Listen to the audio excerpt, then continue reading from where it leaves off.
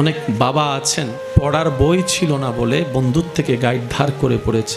ওই কষ্টটা চিন্তা করে উনি পরিশ্রম বাড়িয়ে দিয়েছেন এই ভেবে আমার ছেলে মেয়ের যেন কারো কাছে ভিক্ষা করে হাত পেতে গাইড নিতে না হয়, বই নিতে না হয়। একজন টিচার পাই নাই পড়ার জন্য, এমন বাবারা সন্তানের জন্য 2-3টা টিচার রাখার চেষ্টা করে।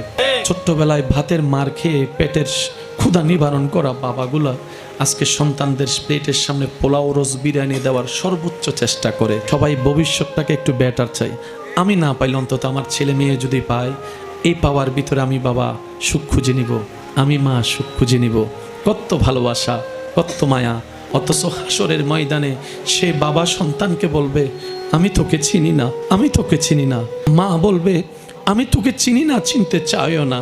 যখন বেসাহারা হয়ে ঘুরব, আপনি আমি আপনরাই চোখ উল্টাই নিবে, তখন নবী রাহমাতুল্লিল আলামিন ডাক দিয়ে বলবে উম্মত আমি তোকে চিনি, আমি তোকে চিনি, আমি তোকে চিনি। আজকে তোর পক্ষে কেউ নাই, কিন্তু যেই নবীকে তুই দুনিয়াতে ভুলে গিয়েছিলি, আজকে দেখ সেই নবী রবের দরবারে তোর পক্ষে বলছি রব্বি হাবলি উম্মতি, রব্বি হাবলি উম্মতি, রব্বি হাবলি উম্মতি। ও মাওলা, আমার সন্তান আমি চাই না, আমার মেয়ে আমি চাই না, আমার সাহাবা চাচ্ছি না। আল্লাহ আমার গুনাহগার উম্মতগুলাকে আমাকে দিয়ে দাও, আমার গুনাহগার উম্মত আমাকে দিয়ে দাও।